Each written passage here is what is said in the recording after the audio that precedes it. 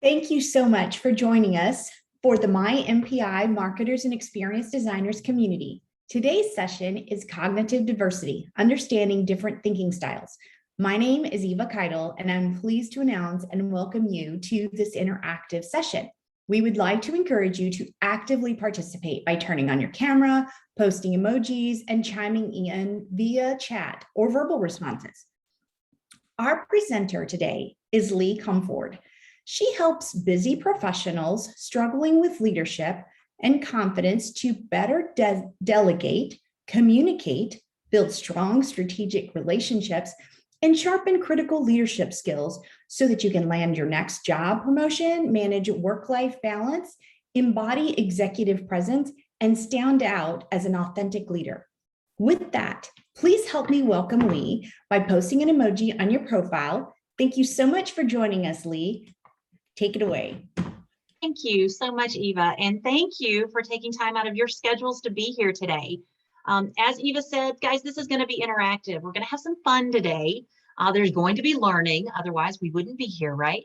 But this is also an opportunity to have some fun, have some self-reflection, and also ultimately at the end, walk away with a bit of an action plan. I'm big on those, so certainly happy to share some information with you today. So with this, I'm going to go ahead and share my screen. You're going to see a quick picture of a personal kitty cat, my cat, while I'm getting all of this up and running. There we go. Hopefully you're now seeing the presentation. It involved just a little bit of personality before we jump in, right? So to kick things off, we are talking about cognitive diversity, and it is understanding different thinking styles. With that, I'll go ahead and just start with asking the question, what is cognitive diversity? What do you think it is? Add in chat for me. What do you think cognitive diversity means? Any thoughts?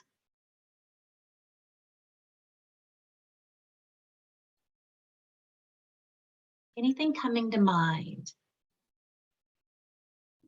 And I'll start, there we go. Mindfulness certainly can be. Yeah, different ways to see things. Trying to think about ideas or situations from a variety of different angles. Yes, all of these are absolutely right. And when we think about cognitive diversity, it is that difference of thinking. So how we think differently than others, or how we think differently in the moment based on that particular situation. So I want to maybe try to, not trying to trick you, but trying to test you a little bit this morning. When you think about the term or acronym VUCA, has anybody heard of VUCA? V-U-C-A. I'm getting some head nods. I love it when I get the head nods. That means you're going to learn something else that's new today. VUCA stands for volatile, uncertain, complex, whoops, there we go, and ambiguous. And this was actually a term that was created about 21 years ago by the U.S. Army, War Army. And they were tasked with thinking into the future, and you are all going to chuckle on this one in a moment, but thinking into the future 20 years ahead. Yes, that was 2020. We all know how crazy 2020 was, right? Isn't that kind of ironic? But they were tasked with thinking about what are the skills that are going to be needed for leaders to thrive in this environment 20 years into the future, realizing that it's likely going to be volatile, uncertain, complex, and ambiguous. I think they hit the nail on the head with the descriptors.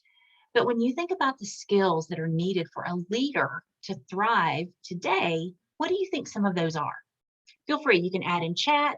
We've still got a small group. Feel free, you can come off of mute and just shout it out as well, whatever's most comfortable for you. You think something from VUCA? Okay. Yeah, so what are some of the leadership skills that you think are needed to be successful and thrive today? Whoops. What are some of those skills? Flexibility? Yes, flexibility. Absolutely. Empathy, that's a big one, Susan. Yes. And Gerard, agility. Yeah. How do we shift? How do we move? How do we flex adaptability, curiosity, Ymir, hello, nice to see you, and empathy. Yes, all of these are absolutely critical to the success of leaders today. And through all of our research through Herrmann, we've actually found that there is one skill that allows leaders to be highly successful, and that is thinking agility, which we define as the ability to consciously shift our thinking when and how the situation requires it. So if I can get my mouse is deciding to be a little quirky today. There we go. There's some fun colors for you. So it's how do we shift based on our perspective, based on the lens that we're looking through in order to be successful in any situation that we are encountering. So to dive in just a little bit further in cognitive diversity, these are a few articles that we just did, a few little snippets. And it is understanding that teams solve problems faster when they're more cognitively diverse. And it's because of bringing all of these different brains and ideas to a table and being open to them that allow for that overall success. Why diverse teams are smarter? It's because they're bringing in all of those different ideas. How diverse teams produce better outcomes. It's because we're not staying with the same old way of doing things. We're allowing for innovation. Marina was mentioning innovation earlier, and it's like now we have to innovate every single day in what we're doing. And it's so true. How are we allowing that both for ourselves as well as for our teams that we are working on? So what has emerged from all of these different articles is the idea that we all think differently as a result of natural patterning. And we're going to talk about that natural patterning in just a few minutes. But before we get there, I do want to pause and ask, or at least explain, what's in it for you? Why are you here? Something about the description was intriguing, which I'm so excited that you registered to be with us today. But I'm sure you're wondering, what am I really going to be taking away and what's in it for me? So a couple of things that I'll walk you through are that we're going to learn why cognitive diversity is key to the successful communication and your relationship building as you move forward. Because with these added skills that you're going to have today at the conclusion of our session, you're going to be showing up in a different way as long as you implement what we share. We're going to introduce 4 different thinking styles, and actually it's 4 different thinking quadrants, and identify which is your likely preferred, your highest preferred quadrant out of the model. We're going to understand how to identify the thinking style and the highest maybe preferred preference of other people that you work with, people in your personal life. How are you going to start seeing people a little differently based on a model that I'll be introducing you to in just a little bit? We'll also have an opportunity for each of you to begin to identify and create an action plan for that better communication and building relationships. I did mention earlier that this also has the opportunity for reduced conflict. And where that happens is maybe not so much in what we're doing today, but when a team implements whole brain thinking and cognitive diversity within their team, they create common languages. And they're able to simply use that language, which diffuses conflict. And I'll give some examples as we're walking through the model a little bit later. And then, as each of you are always into being learners, I also want to just provide a little insight and a highlight into another program that I've had a lot of interest in recently, which is Unlocking Your Potential. So that's a little bit about what we're going to do today and what you're going to walk away with. Are there any questions? Is everybody in the right place? Cool. I'm getting some thumbs up and some smiles on that one. I love it. Okay. So when we talked about patterning, I want to revisit that. So our brains crave patterns and they search for them non-stop. We find that the more we do something, the more ingrained it becomes in our neural pathways. Another way to think about it is the rut that we find our minds in every day as we make decisions. We make decisions without even knowing about it. And it's because of these neural pathways that we build. Well, some of that is really good, and some of that is maybe not so good, because we find ourselves not thinking through certain decisions that maybe we should be, or not being open to new ways of doing things because we've just kind of always done it this way. We don't have to think about it. It doesn't take more energy. But when we shift that just a little bit, we find that all new amazing things can come to light. So to test this theory with you, I'm going to show you a sign in just a second. And I'd like you to feel free to put in chat, what are you reading? So this is a billboard sign at, a hotel, motel somewhere. It almost looks like it could be a strip somewhere. So like Vegas Strip or Myrtle Beach or, one of those. So I'd love to see, what are you seeing when you see this sign?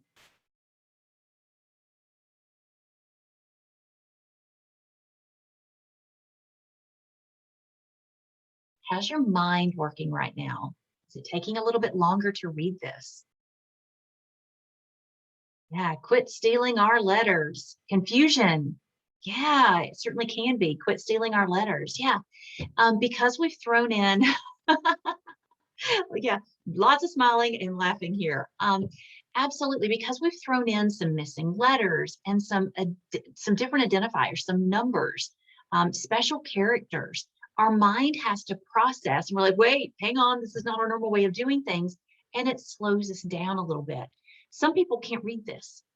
It's really interesting for me when I see all of these different things on Facebook and other areas. I'm like, oh yeah, I can read that, no problem. But some, their minds just are such in that patterning that it really takes them a long time to process something like this. So I'd like to do one more little theory test with you. If everybody's up for it, are you up for it? Can I get a little hoorah? Little hoorah? Hands up in the air. I can only see a couple of you. All right, thank you. I'm seeing some hands up in the air. Okay, so what are you seeing here? What are you reading? Thanks, Christy, for that thumbs up. Ice cream is good. Ice cream is good. Yep, everybody's thinking ice cream is good. Yes, it is, and I'm right there with you. I love ice cream. But I'd like to, based on what we're talking about, do you think maybe something else could be behind this when I remove the black bar? Yes, Marina's going, I think so. And you're absolutely right. Our minds see a portion of something and we automatically jump to assumption. And it's because of that natural patterning. We're all in this same way of thinking every single day. Everything we do is based on that thinking. So I'd love to share with you, love to share with you a little story. So this is the gears in my mind that were working one day. So this has been quite a few years ago. I was sitting in a corporate position and I'd only been there about 60 days. And I walked into my new manager's office and I sit down and I'm ready for a one-on-one to share all of the amazing things that I'd been doing for the past 60 days. Obviously, there was a lot of onboarding, but there was also a lot of creation around the world of learning and development because that was the position that I was in. I had amazing things to share with him. And he sat there like a knot on a log, no expression. And it was just like, okay, what is this all about? And I thought, well, something has not resonated with him. I don't know what, but these were really cool things. We're getting great feedback from all the different regions that I'm sharing this with. So something's missing. So I took this opportunity to step away and I went and talked to several other people in the department and just said, what's going on with Mr. Manager? He didn't respond when I was sharing. And oh my gosh, I had all of my bullet points together. I had all of my updates. I had a few numbers. And I was all about, the personality, the collaboration, the sharing and getting to know each other. Well, they decided to let me know that this manager had actually taken the HBDI, the Herrmann Brain Dominance Instrument, a model that I'll be showing you in just a couple of minutes. And his results, his profile was that he was very high in the blue quadrant. He had a high preference for the blue quadrant characteristics, which are logical, rational, numbers. He was a number guy. He was an Excel guy. So for me to come in with that connection and in high-level bullets, That didn't connect for him. So I decided for the next one-on-one, I was going to change my tune. So I created a report. This report had charts, it had numbers, it had graphs, it had everything that somebody who really likes numbers should be enjoying. So I sent it to him a day or two before our meeting, just said, this is something for you to review. When I get there, we're going to talk about this, and I can't wait to answer your questions. I walk in, sit down, and say, did you have a chance to review the report that I sent? Floodgates opened. He was so involved, so engaged, and really wanted to have those conversations. It's because I was now speaking his language, no longer mine. I was speaking his. So I stretched into the blue quadrant of this model in order to meet him where he was. So I'd like you to think about a recent conversation that you've had with a colleague or a friend or a family member that maybe didn't turn out the way that you were expecting. Maybe like me, you were expecting this person to be wowed, and they were like, okay, that's great. So think about what happened in a recent conversation or meeting that didn't quite go the way that you wanted it to. I'm going to give you just a moment to think on this.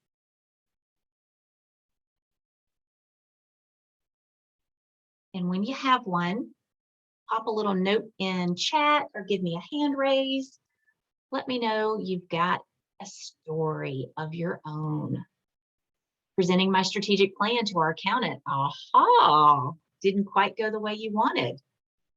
We're going to share some tips with you today that for your next presentation with them, you may be doing things a little differently. I love it. So some things that could be impacting you as you're thinking about the story is, feeling frustrated that you weren't getting your message across, not influencing the way that you would like. You seem to be speaking another language altogether, which is exactly what I was doing in that situation that I just shared the story. And you're certainly not likely going to be getting the support buy-in that you're looking for. And when this happens, we find that we start to ask ourselves some questions, or we should be asking ourselves some questions. And it's, how is this impacting me? How is this impacting me to continue to do things the way that I am today? I don't do anything different. I don't get any other different response from that person. How might that be holding me back? I want you to just think on that for a second. And with it holding you back, what's the cost of keeping things the same?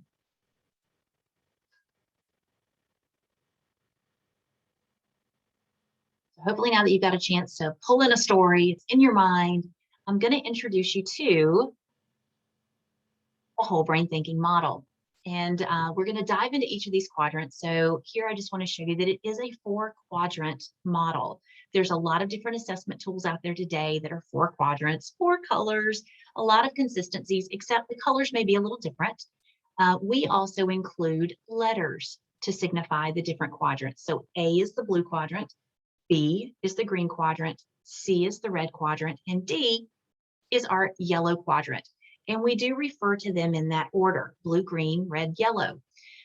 When you take the assessment, your profile actually indicates certain numbers and scores, and it's read in that order. So just a little bit more information around the whole brain thinking model. So let's dive in to each of the quadrants. So the blue, I've given away a few of the characteristics here just from my story about my leader, but this is the rational self quadrant. This is someone who has characteristics to analyze, to quantify. They're very logical and rational. Realistic. They like numbers. If you are an Excel whiz and you love to be in Excel, or you know someone who also does, they're likely having some high preferences in the blue quadrant. So they also know about money and they know how things work. So I'd like you to add in chat if the blue quadrant is resonating with you, or any of these characteristics. Are you going, oh yeah, that's me? Blue resonating with anybody?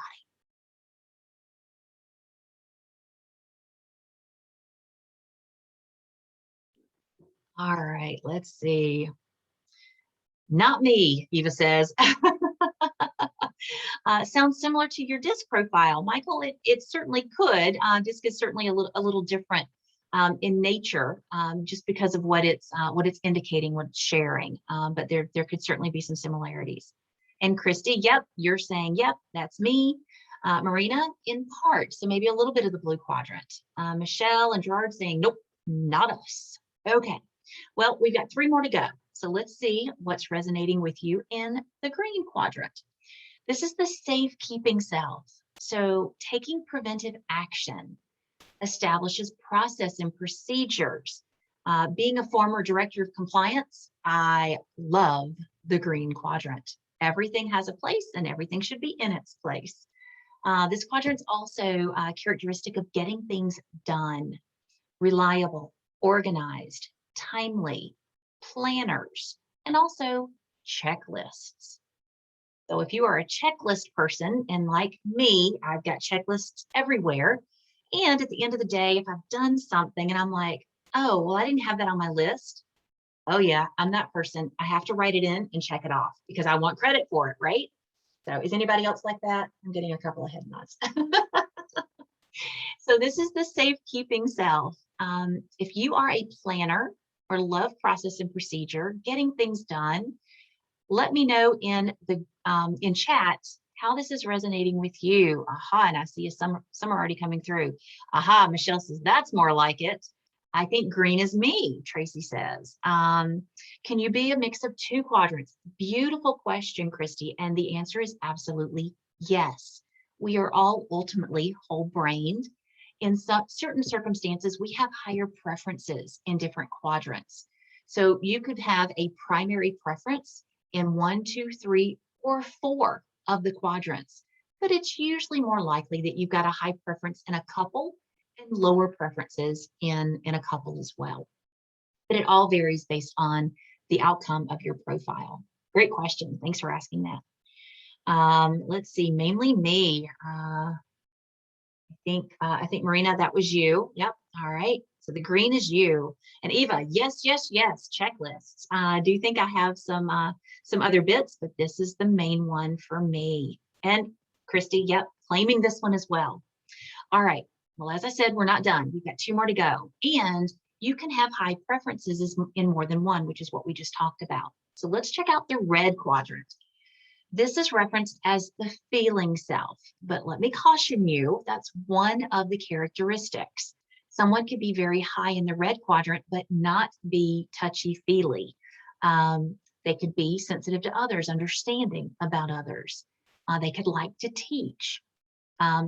In some cases, the feeling self is someone who likes to touch a lot.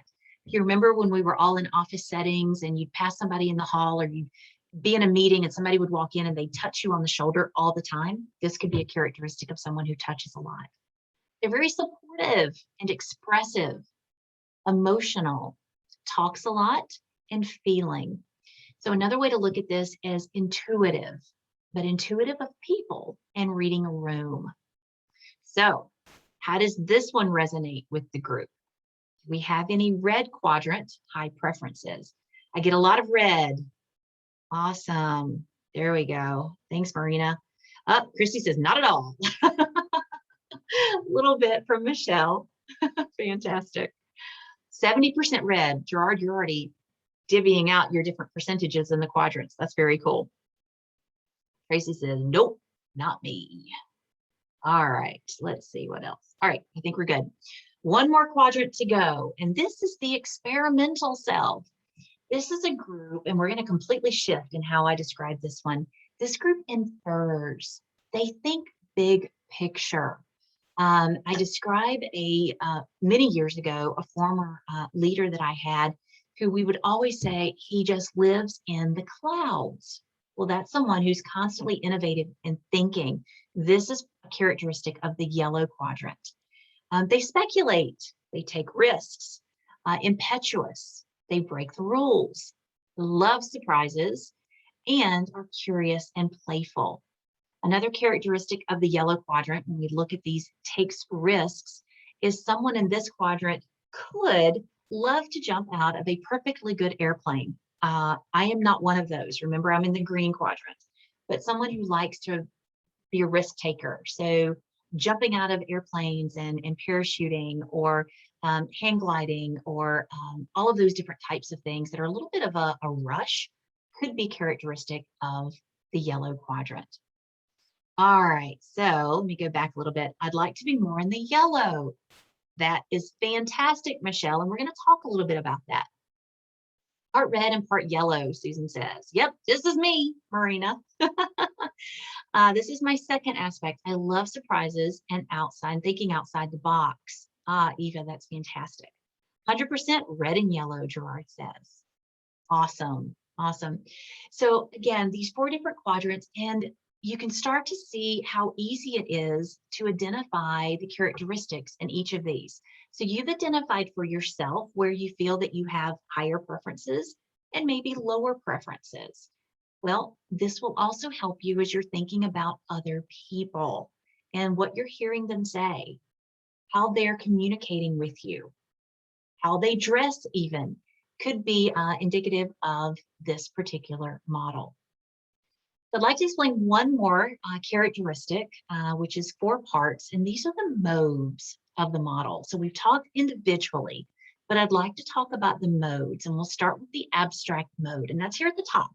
This is the blue and yellow quadrant. And this is, when you think about these 2 quadrants, think cognitive, intellectual, preferring thinking in the abstract and conceptual modes. The lower modes are our green and red quadrants. So you'll see structural thinking and rational thinking. When these meet, it's the concrete mode. So it's the lower mode of the model. And this is grounded in emotion in nature, preferring that gut feeling, for instance. And then let's go to the left. This is our rational mode, which is made up of analytical and structural thinking, our blue and our green quadrants, which for a lot of people, they really feel like there's a blurry line in between some of the descriptors here. But when you think, and I'm certainly, well, in the past, I've been very left mode focused up until I'd say the last couple of years. And the left mode prefers concise, efficient processes that are realistic, disciplined, and very orderly in nature. Susan, thanks for joining. I hope you can come back and see the recording. And then our last mode, this is on the right side. This is our yellow and red quadrants. So the experimental thinking and the rational thinking is all indicative of intuitive modes. So I had mentioned earlier for the red is intuitive of reading people. In the yellow quadrant, it's intuitive of reading ideas and thoughts. So those mental processes as intuitive and perceptive thinking, as well as idealistic, expressive, and open approaches. So now that we've had a chance to talk a little bit about all of these different modes, I'd like to give an opportunity to test your abilities here. So I'm going to show some cartoons. Who doesn't like cartoons, right? So we're going to see some cartoons. And I'm going to ask you to guess which of the quadrants we are referencing here. And I'll read it to you. Oh, that was a wonderful idea, Bob. Wonderful idea. And this is coming from the Vice President in charge of enthusiasm. Any thoughts? We've got a thought of yellow, red, red, red. In this particular case, whoops, in this particular case, the reds definitely have it. And Christy, it's because of that feeling. He's giving him this great big hug and encouragement. And that's bringing in the red quadrant perspective. So good try. Let's try another one. I've got 4 of these. Imagine that. The next is, in God we trust, and all others must have data. What are we seeing here? Blue, blue, blue. Lots of blues coming through. Yes, data is our blue quadrant. It is all about the data, the facts, the logic. Awesome. Good guesses on that one. All right. Number 3. I'm always looking for ways to break the rules and do things differently. That's the key to my success. Yellow, yellow, yellow. You guys are nailing this test. You are absolutely right. And how crazy is that? Even the writing is upside down. This is totally outside of my comfort zone. But for some, this is how they naturally think.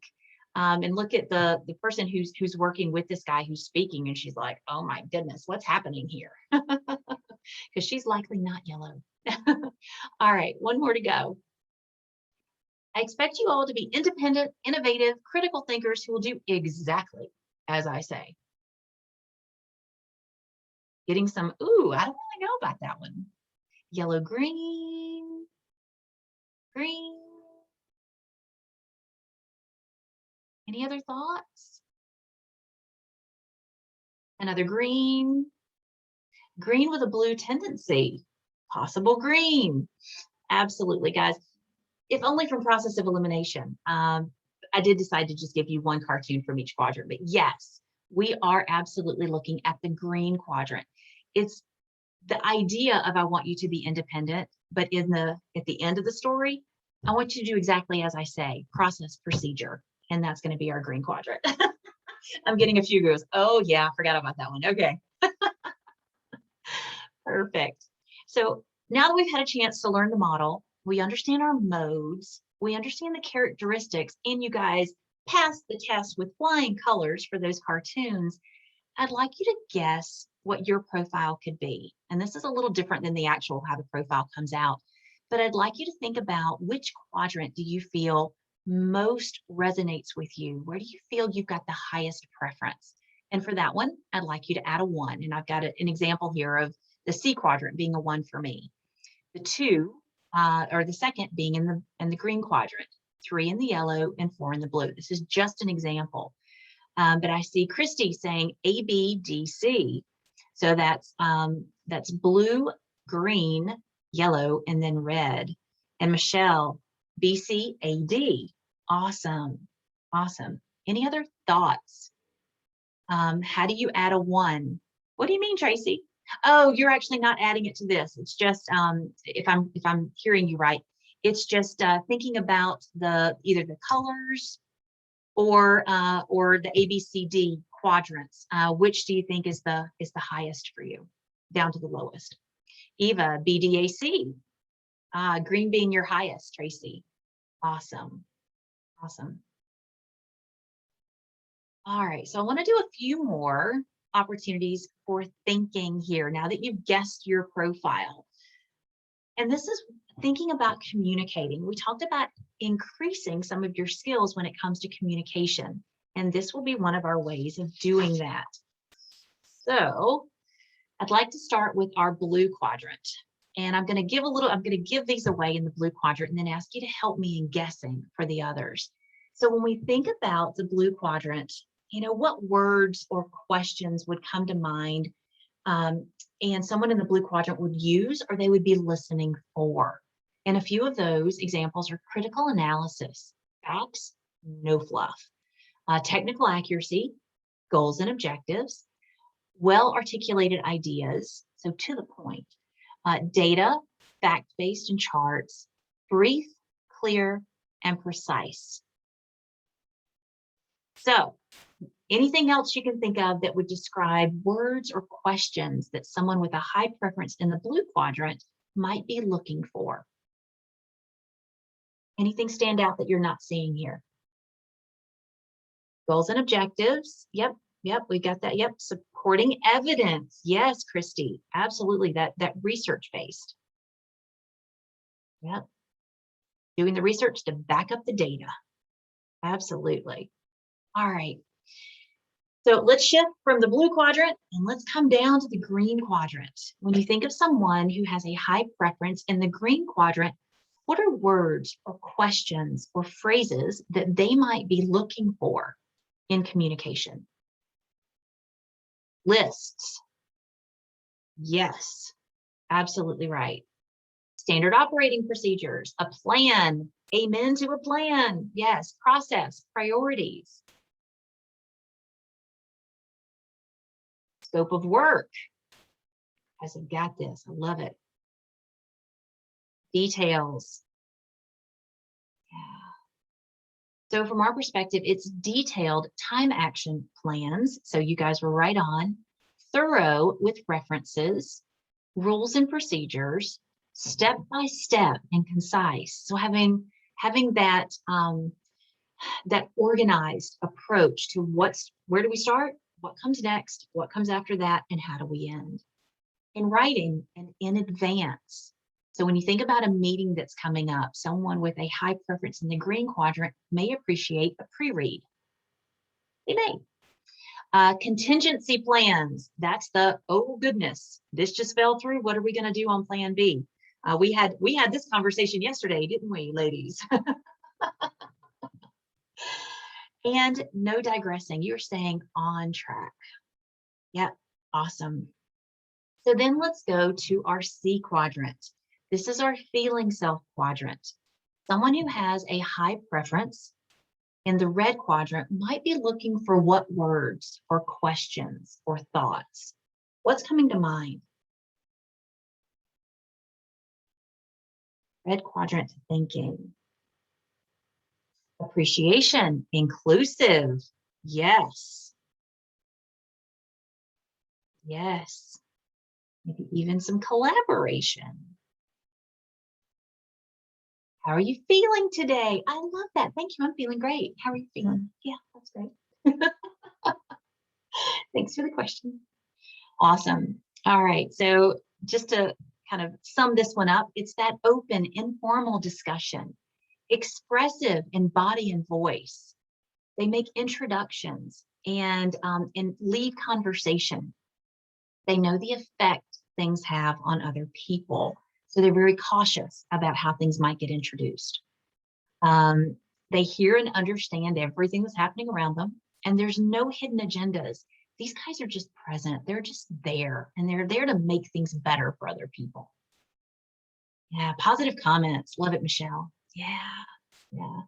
So think of the red could be some of our cheerleaders, for instance. Yeah, keeping things moving forward. All right, one more quadrant, our yellow quadrant. What are words, questions, or thoughts that someone in the yellow quadrant with a high preference might be thinking or looking for?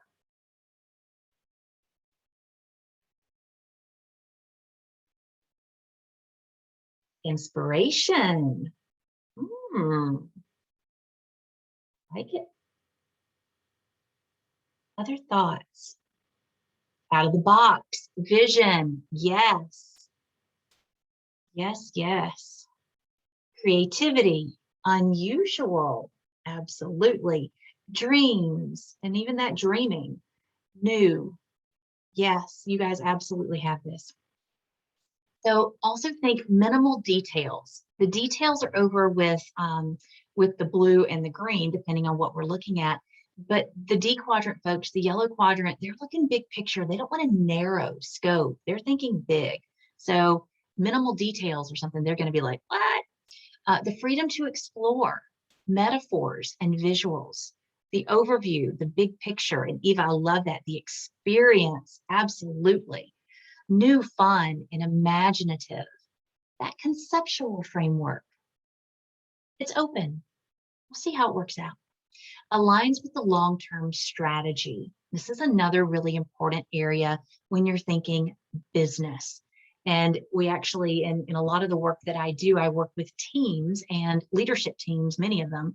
And we start with understanding from the business perspective, what happens when we're ignoring the yellow quadrant? And actually what happens when we're ignoring any of the quadrants. I go yellow when I'm exhausted and have found it's a great way to decompress by allowing things to happen around you, and you might be surprised how much fun you can have.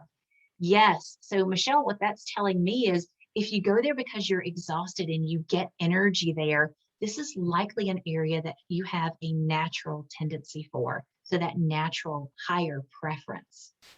I love that. Now, I talked earlier about we're whole-brained people. We have the ability to think and act and show up in all of these quadrants. But speaking of energy, it depends on how much energy it will take out of us in order to do that. So where we have those, for you, that yellow quadrant gives you energy Embrace that as much as possible, because when you shift into one of your lower preferred quadrants, it's going to lower that energy. It's going to take it away. So, so doing some of those tasks that we have to do every single day, we don't love them, but we're good at them maybe. It just takes more energy, but we've got it. We're competent in it. But we love to go back to those areas that help us with the energy. And it's because it's our natural thinking, our preference. And one thing, I'm not sure if I mentioned this at the beginning, one of the differences in this particular model and assessment is it is all based on thinking style, but not based on competency or skill.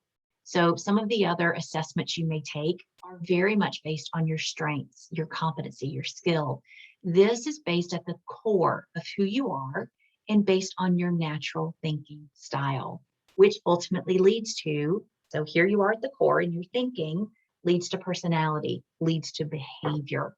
So what's really fun is when you take an HPDI assessment and maybe one of the other assessments at a later time, and you begin to look, how do these lay on top of each other?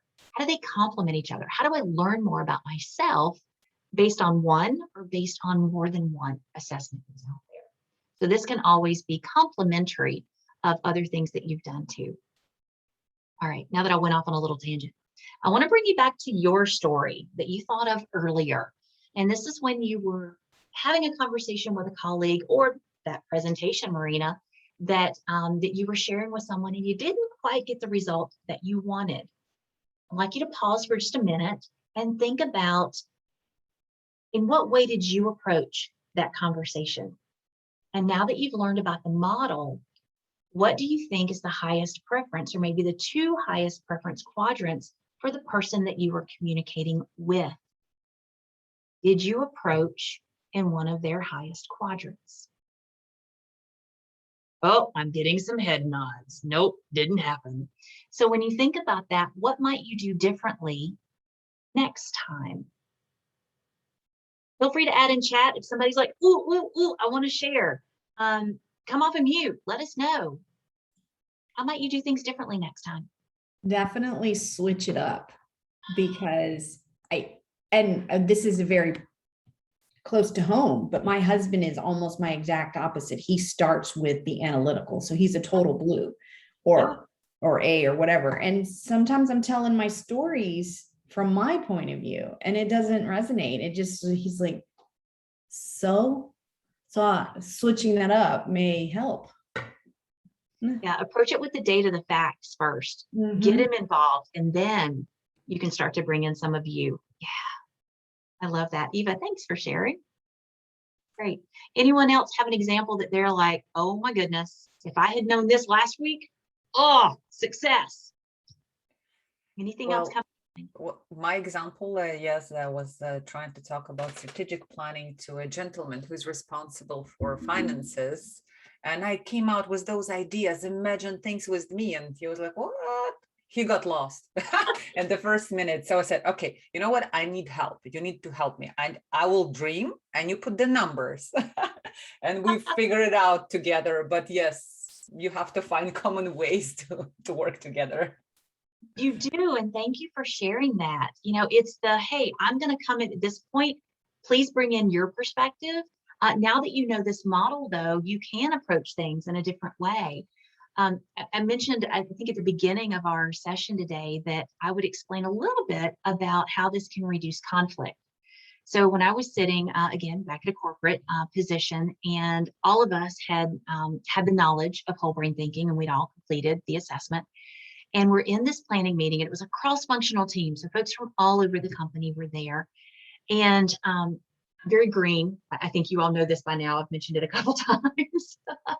And we were in a moment of ideation and innovation. And everybody was just trying to be big picture and think about what this could look like. And I'm just like, all right, I'm late for 10 other meetings. Can we just get something done here? And one of my colleagues very graciously leaned over to me and said, Lee, we're going to need you to stop being so green for just a little bit. We need you to step into the yellow quadrant. We're going to be here for about 15 minutes. Then we're going to move to green. Can you jump on board? And I'm like, you're absolutely right. Yep, I'm shifting. I'm there. Let's do the yellow. Absolutely. And because of the fact that he could approach that with this language, there was no hard feelings. There was no, well, aren't you a little snooty? Nothing like that was happening because we had this common language. So I immediately shifted gears. We got to success. Then we got to the green, which I was thrilled about, and moved on with our day. So that is one of many examples of how it can reduce conflict. Awesome. Now, as we are approaching our end of our time together today, I'd like you to just stop and think as we look at this billboard. Sort of makes you stop and think, doesn't it? With everything that we've learned today. We love cartoons, can you tell? Awesome. So I do have some additional information to share with everybody, but I would love to know at this point, what's your biggest takeaway? What have you learned from today's session that you're like, this was so worth my time to be here? What's your biggest takeaway? Please add in chat. Mix of colors is the way to success. Yes. Stretching into each of those quadrants based on the situation, that thinking agility, Marina. Yes. How thinking in the other quadrants can reduce conflict if we just stop and think. Michelle, so key. Yes. Beautiful. Absolutely. Feel free, continue to add in chat as you're thinking about your takeaway, your learning from today. But I mentioned back at our What's in it for me section that I also wanted to very quickly introduce at a high level an unlocking your potential topic. And this is another presentation, as each of you are always looking for new information to share with folks. This is another topic that I've had a lot of interest in from clients that I've been working with. And when we look at unlocking your potential, this is taking a big step back and looking at professional and personal development. How are we at times holding ourselves back? So in this particular presentation, it's learning common obstacles that get in the way of reaching your potential. Learning that there are 4 critical areas and skills that you must know about yourself in order to be successful and ultimately reach your potential. You would learn the single most significant key to a person's behavior and begin to create action steps of what I will call a growth plan to unlock and unleash your untapped potential. So we talk about the definition of potential. We talk about those obstacles that are standing in our way, many of which we have put there, believe it or not. So when we have a chance to identify these 8 growth gap traps, we're able to self-identify and realize, why am I allowing that to happen? We'll then go into shifting our mindset from accidental to intentional growth. We'll go through several activities, have an opportunity for everyone to really resonate and make this real for them. And then, of course, leaving with a personal growth plan. With that, my gift to you for being here with us today is a free bonus activity. And Eva, thank you so much for adding that in chat. In order to get the bonus activity, and it takes our learning deeper with cognitive diversity, so that there's some additional exercises and questions that will continue to help you adopt this thinking and communicate even better with folks that you're working with. I also am offering a 20-minute information call for anybody who wants to learn a little bit more. And all of this is available on my website. I've created a dedicated landing page, which has been added into chat. And when you go here, you'll simply enter some contact information so that I know who you are. And then you'll receive an email from me with that download, ready to learn and take this even deeper. So this will be available on the website through the end of the month. Obviously, the opportunity to connect with me can extend past that. But I do want to have a little bit of a time restriction on that bonus activity because I want you to jump in. I want you to be ready. So just dive in, make it happen. So thank you for your time and for being here with me today. I've added my contact information here in addition to my personal the landing page website for everybody to go to and pull more information. But with that, I will pause. Eva, turn it back over to you, and we can have some questions if there are questions out there. Absolutely. Thank you so much, Lee. We really appreciate that information and for sharing. Michael, you have your hand up. Yeah. Jump on in. Thanks. I'm just gonna turn my camera back on for this. Lee, I made a comment that the blue quadrant seemed very similar to what my disc profile ended up being. And you responded back that there are some similarities. However, this measures that HPDI measures something different. How do the two profiles, how do they relate to each other and how do they differ? Yeah, so that is something that we could spend a lot of time diving in and talking about. And actually through, and I didn't bring the specific differentiation of all of the different assessment tools out there today, but ultimately the DISC is talking about your behavior, how you may be showing up from a personality perspective. The D, the I, the S, and the C. The difference there is it's showing, well, just that, it's showing how you're showing up. It's relating to how you're showing up. This leads to how you're showing up, but it starts with, and at the basis of its validation is all about your natural thinking. So who you are at the core, which leads to personality, behavior, and how you're showing up. Does that help? Somewhat? I think so. Awesome. Thanks for the question. Anybody else have any questions? I'm just looking in chat here. Yeah, I think this was a really great session that helped us learn a little bit more about our insights, just to give insights on how our emotions might lead us and guide us to make the choices that we do. And on a personal note, one of the things that's interesting from the green, because it's so structured, if I have a meeting in 10 minutes, that means I have a meeting in 10 minutes. That doesn't mean I have a meeting in 20 minutes. So it can come, our personality can come from a very impatient point of view, but that's not what other people are putting on us. It's where we come from. So knowing I might be going into a meeting with a group of people that are a little bit more about the ideas, and a clock doesn't mean as much to them. So building in that extra cushion so that I won't react badly to their idea factory when the clock is telling me, hey, it's time to go, will help me be a better team player. So I really appreciate some of the insights that you've provided to us today. Yeah, Eva, I love that. And when we talk about meeting planning, you know, we've all attended meetings that, in our opinion, were not well run, right? Yeah, I know I have attended quite a few over the years. And, you know, one of the things that, well, another element that we focus on with Herrmann is that how do you have a successful meeting by incorporating whole brain thinking? So there's a whole session based just on that, along with many others, how to make better decisions, how teams can work better together and become higher performing, a variety of different topics that are out there.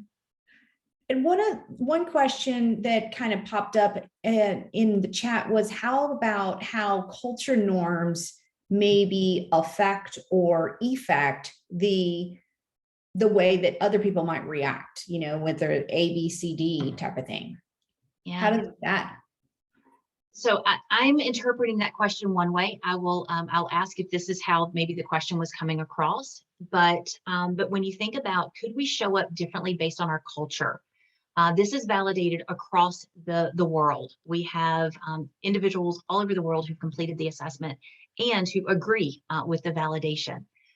So it is fully structured, fully researched, validated. It was created back in the 70s by Ned Herrmann, who worked at GE as head of management development and training.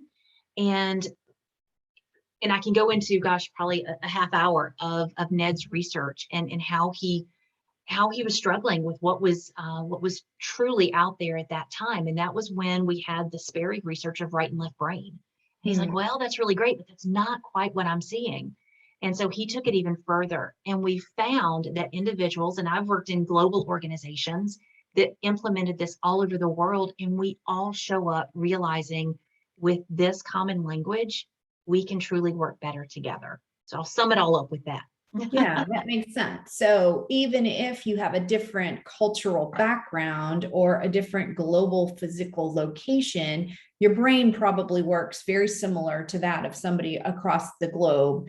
It's just a matter of, logistics versus emotion, intuitive versus list planning, and how those sections might cross-populate and work with each other. So that makes sense. Absolutely. One difference I would say is, based on certain cultural norms, it's how are we building the opportunity for trust and vulnerability in groups to have these open discussions. When there is a culture of not sharing, then building that opportunity and that environment for trust and psychological safety is critically important for anyone to share about themselves or how to work better together with each other. Yeah, that makes sense. Which leads me to a commercial for our next presentation. In October, we are going to have a speaker who is going to talk about the value of building trust through team building. So we will be posting that information out here shortly. And we hope that everybody will be interested in participating in that. And with that, Lee, I think you did a phenomenal presentation. I look forward to checking back in with you, seeing what kind of outreach you might have received from our group, and hopefully we can work together again in the future. The opportunity to be with everybody today, thoroughly enjoyed it. Yes, I look forward to hearing from everybody. So thanks, Eva. Awesome. Thank you all for joining us. Until next time, be safe and take care of yourself. Have a great day. Be well. Bye-bye.